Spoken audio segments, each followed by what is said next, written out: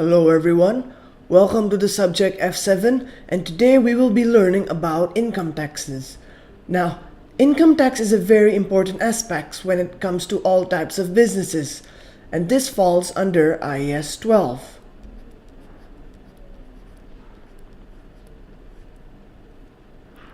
Now, you might be wondering, maybe when it comes to income taxes, it should be pretty simple. Say we have a profit of $50,000. If we have to pay tax of 30%, then it should be maybe $15,000. But you see, income taxes are actually much more complicated than that. Now, income taxes are made out of two things. One is what we call current tax, and the other is what we call deferred tax.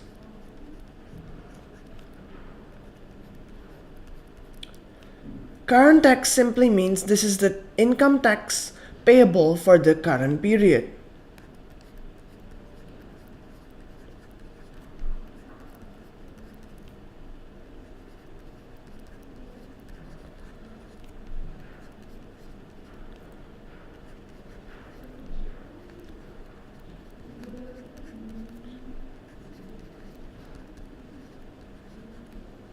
Okay. Now, from the word itself, payable, you should already know that current tax is a liability.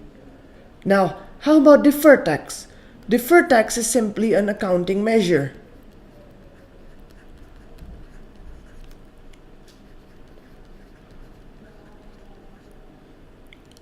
Now, why do we need an accounting measure when it comes to tax? You see, in reality, the accounting way of calculating income tax and the way the tax authorities calculate income tax is completely different. For example, in accounting, we deduct something called depreciation. Yes, but when it comes to tax authorities, they feel that depreciation is actually not an expense. Instead, they do something called capital allowances. So basically, deferred tax exists because accounting measure and tax authority measure is different.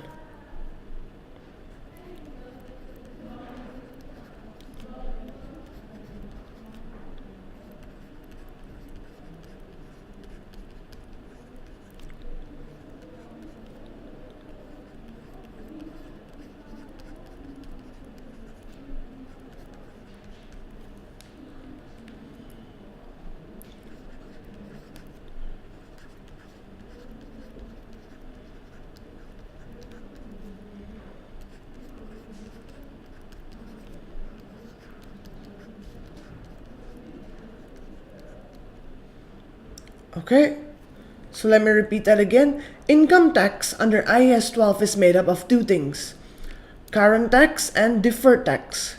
Current tax simply means this is the amount payable for the current period, and deferred tax is an accounting measure. Why? Because the calculation of tax under accounting principles and under government principles are completely different. Now, let me first talk about current tax.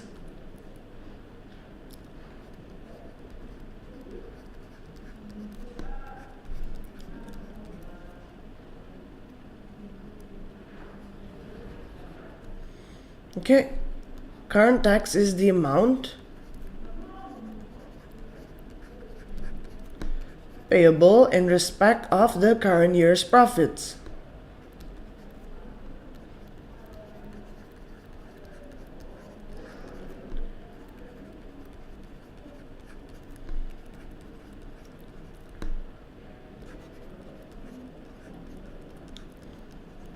Now, when it comes to current tax, it is pretty simple, but there can be certain scenarios where there is an under or over provision.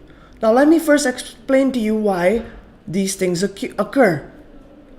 You see, accounting year end and the time where people actually pay tax, those are two different dates. Now, say for example, if accounting year end is 31st December, this means when 31st December comes, we actually put an estimate of a tax expense. Okay? But Say when tax season comes around March or April, now the amount of tax that we actually have to pay is different. This is why there can be an under or over provision. Under provision means we put too little tax expense in the current year. Or over provision means we put too much tax expense. Now, when an under or over provision occurs, we will usually adjust it in the next period.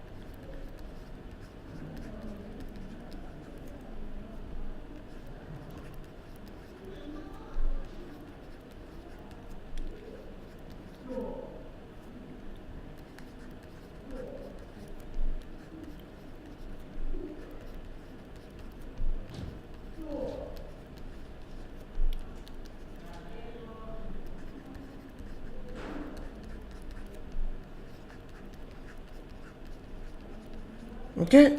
Under and over provision of income tax occurs because accounting year end and the date for tax season is usually different. This is why in year end we make an estimate.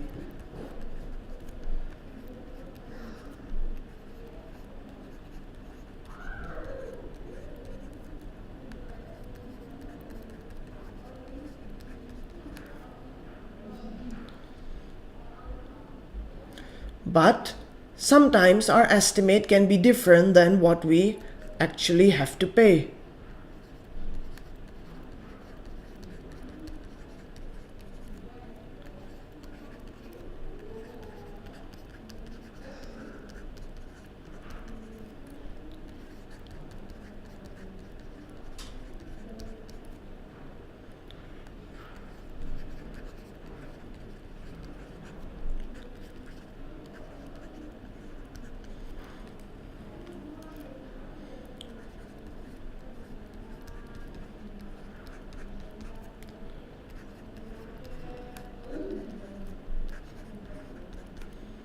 Okay, now when we compare what we have estimated and what we actually have to pay, this will lead to an under or over provision.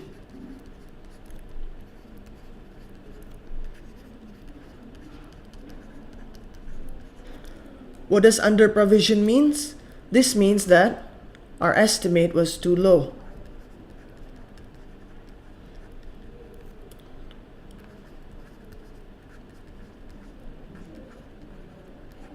An over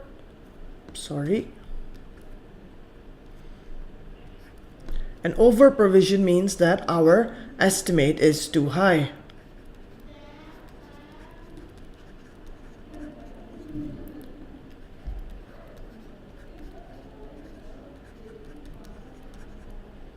Okay, now under and over provision will be adjusted in the next, or you can say the subsequent year.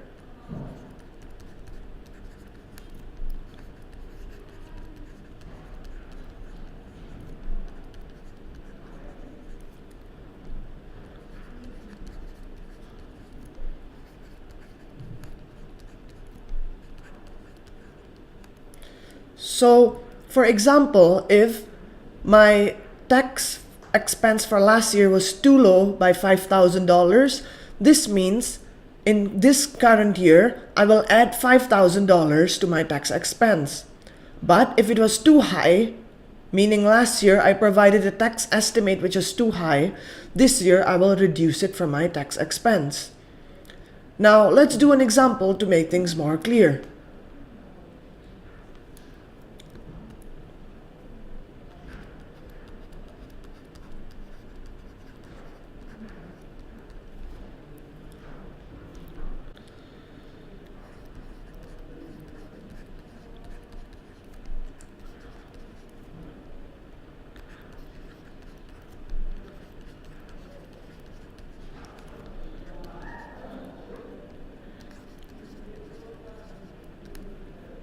Okay, now let's make current tax simpler by doing this example.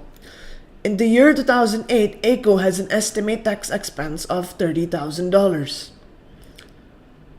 Now, in the year 2007, he had an estimate of $15,000, but the amount to be paid to authorities was $18,000. Now, it says calculate the tax expense in 2008. Yes? So, can I say that it says in the year 2008, ACO has an estimated tax expense of $30,000? So, can I actually say that $30,000 is my current tax for the year? Yes. But now what happened in 2007? I had an estimate of $15,000, but I actually had to pay $18,000. So this means that in 2007, in the statement of profit and loss, I actually expensed off $15,000, but I actually had to pay $18,000. So can I say that actually there has been a $3,000 under provision? Why do I say under provision? Because the $15,000 estimate was too low. I actually had to pay $18,000. So there actually is an under provision of $3,000. Now, what happens when there's an under provision? Yes, we will correct it in the next period, which is 2008. So when it comes to 2008, I will have a tax estimate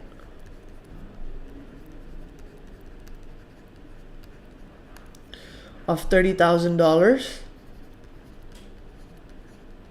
Yes, and I will have an under provision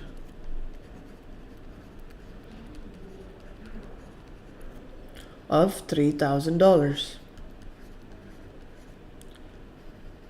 This means the total amount to be expensed off in 2008 will be $33,000. Okay? Remember, under and over provision will be adjusted in the next year. Now, when it comes to single entity financial statements, from past papers, you can see that many times in the trial balance, they will show a current tax debit or current tax credit. Okay, let me just put a note here.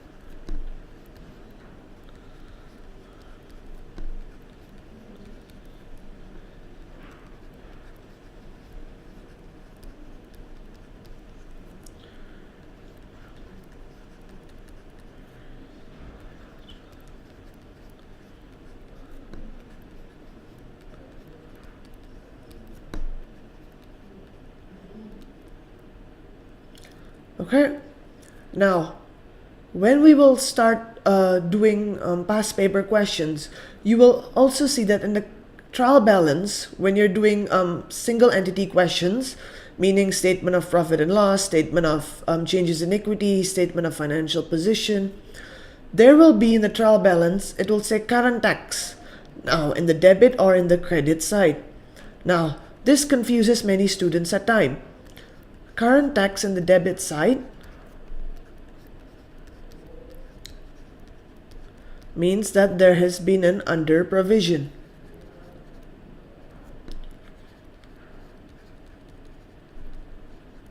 Okay, and a current tax in the credit side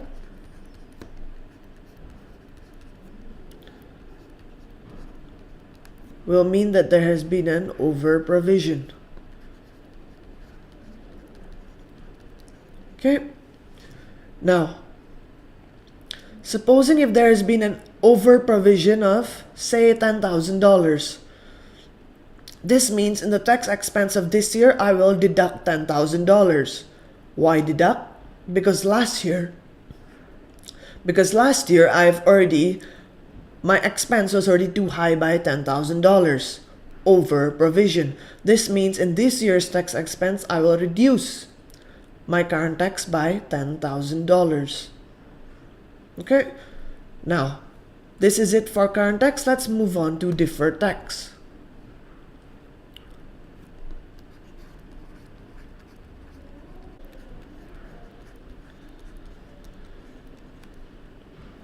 Okay, now deferred tax is an accounting measure to compare the treatment of tax expense using the accounting measure.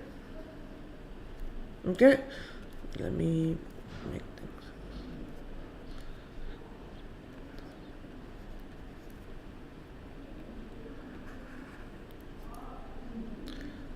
Okay, accounting measure and government's calculation. Okay. Now, sorry.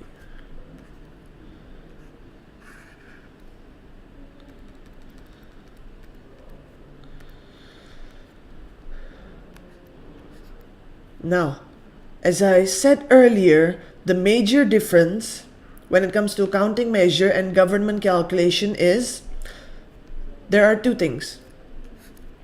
One is in the calculation of depreciation, and government calculation uses something called capital allowances.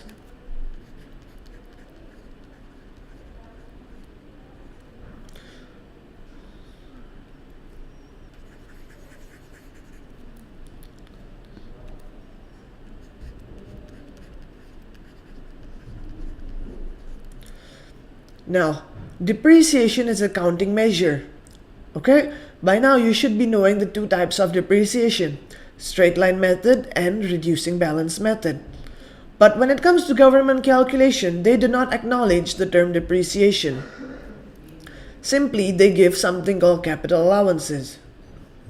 This means because you have a capital expenditure, I am going to give you a benefit of reducing your tax. Okay, let me just write that down.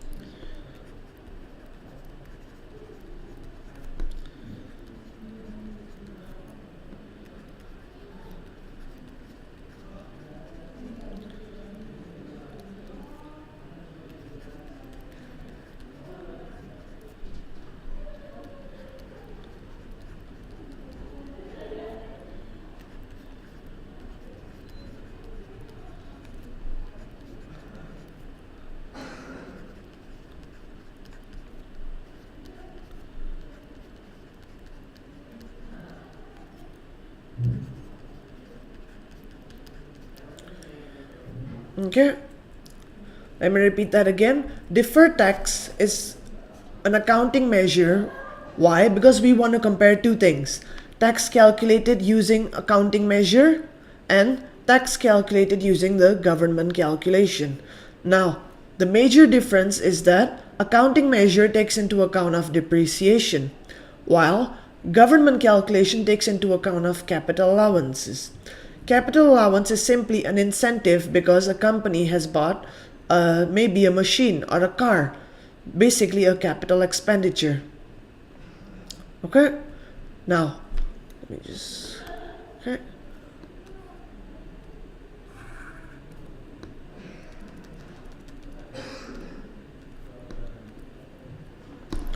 Now, when it comes to deferred tax,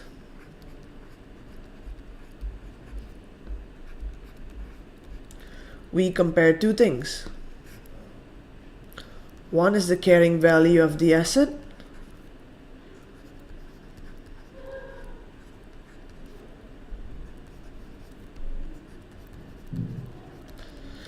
and the other one is the tax base.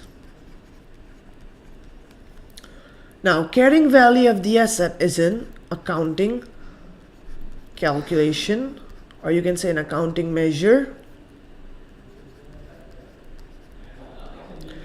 And we calculate it using cost minus accumulated depreciation.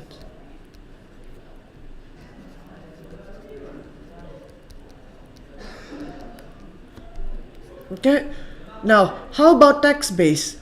Tax base, as I said, is a government measure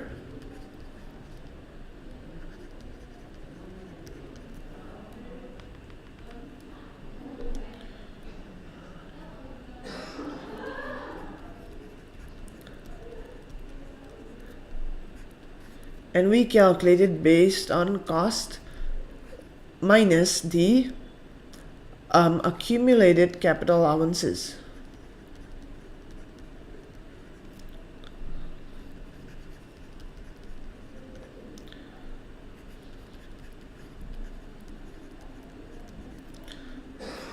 Okay, by now you should know that deferred tax has come up mainly because of assets, capital expenditure. Yeah. Now we compare two things: carrying value and tax base. Now the difference, let me just write it down.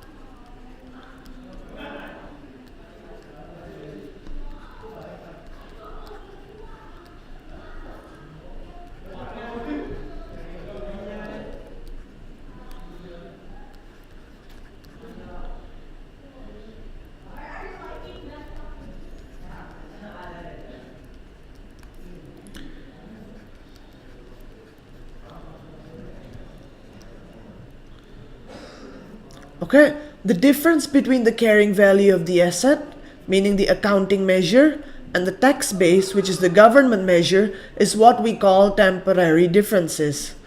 Now, if the carrying value is greater than your tax base, this is what we call a taxable temporary difference.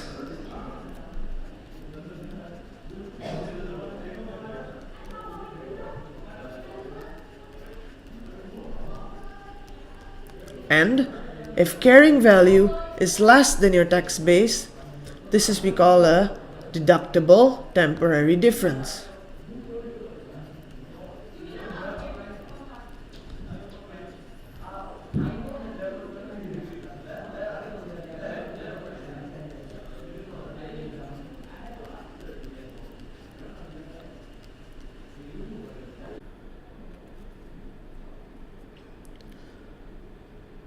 Okay, now when it comes to deferred tax, you should remember one thing.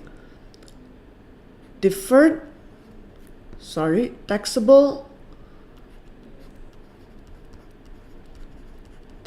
temporary difference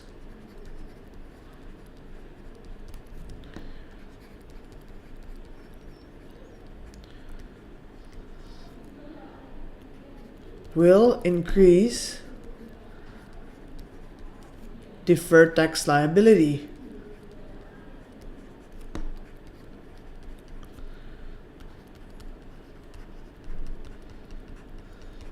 And deductible temporary differences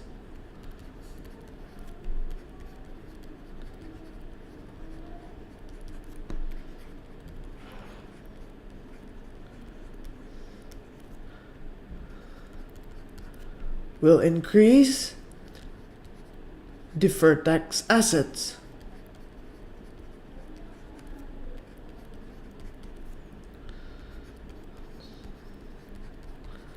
Okay, now you might be wondering, how do I actually calculate deferred tax liability? This will be your taxable temporary difference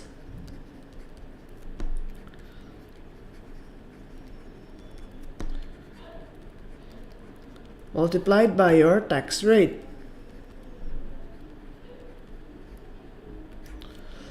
And deductible temporary difference, same thing, this will become your deductible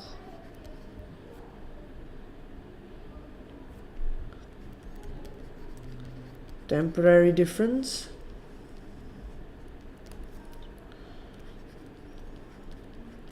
multiplied by your tax rate.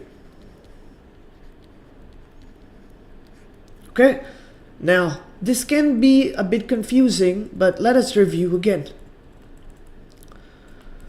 Now, when it comes to deferred tax, we want to compare two things. One is the accounting measure, which is what we call carrying value, and the tax measure or the government authority measure, which is what we call tax base. Okay, now once we compare those two, this is what we call temporary differences. Temporary differences is basically the difference in calculation between accounting and government. Now, if your carrying value is greater than your tax base, this is what we call a taxable temporary difference. And if your carrying value is less than your tax base, this is what we call deductible temporary difference. Now, remember, taxable temporary difference will increase deferred tax liability. This will go in your statement of financial position. Now, how do we calculate deferred tax liability? This is simply the difference multiplied by the tax rate. And a deductible temporary difference will increase deferred tax assets. This is, of course, will also go under your statement of financial position. And how do we calculate this? This is the difference multiplied by the tax rate. Okay, now let us do an example to make things more clear.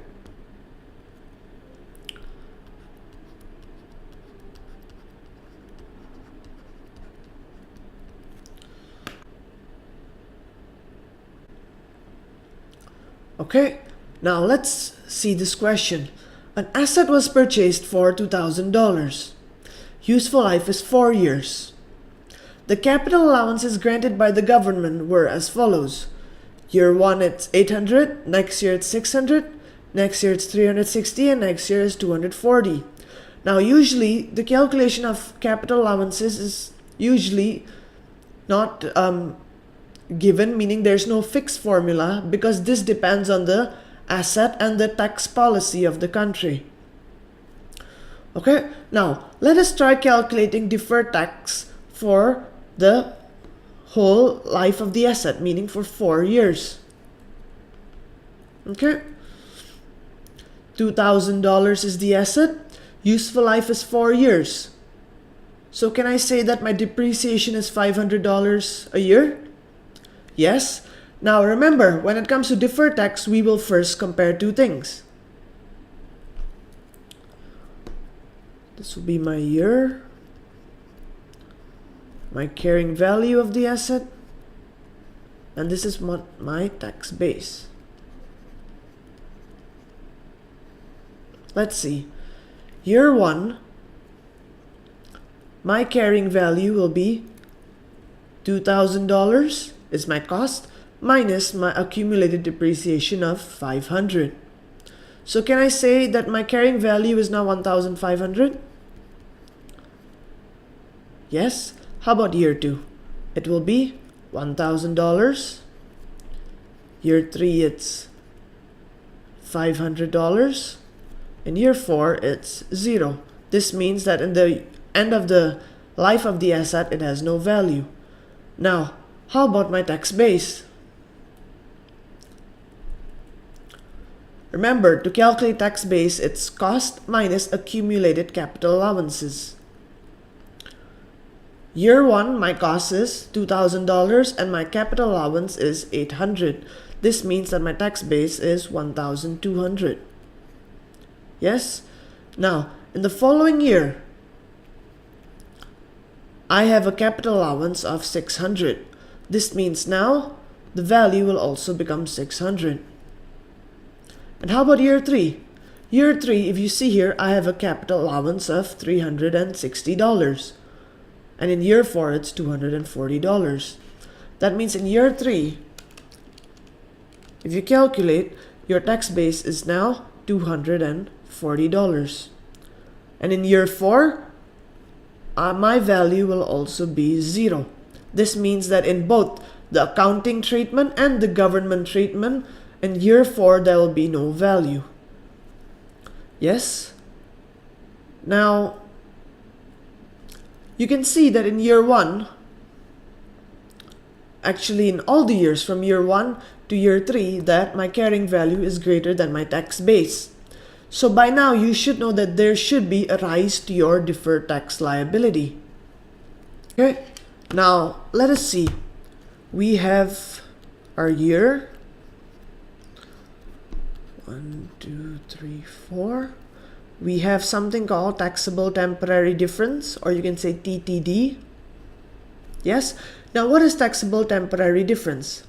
If you look the previous page, taxable temporary difference will increase deferred tax liability. Yes, we know that. But taxable temporary difference is basically the difference between the carrying value of the asset and the tax base.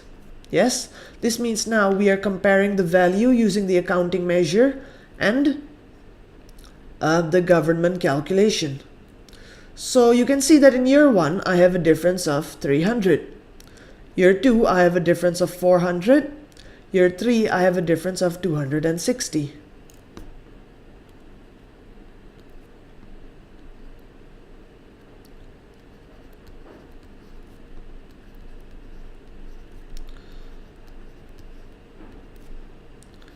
Okay, now year 4 will be blank. Now let us see. Okay, we already know our differences. Now let's say actually we have a tax rate, say the tax rate 30%, yeah?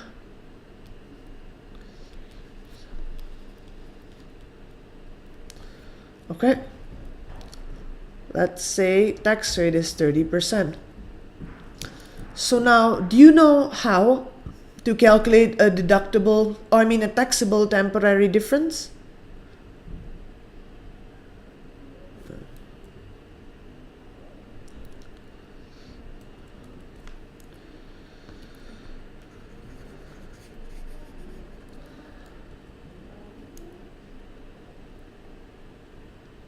Okay, let's say assume tax rate of 30%, yeah?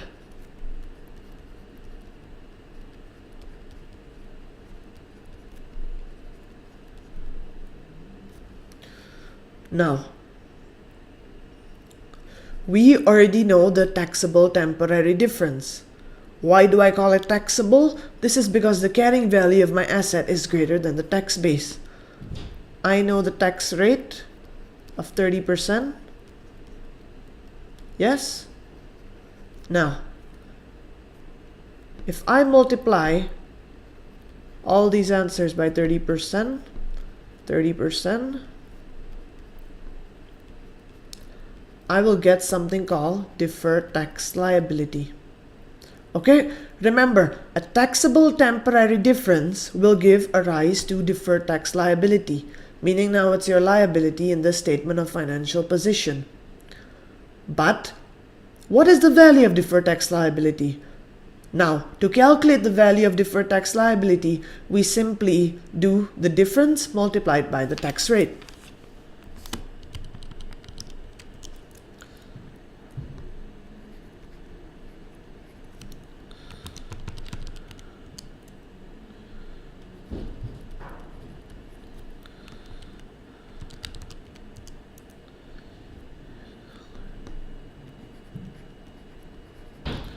Okay, and year 4 it will be blank again.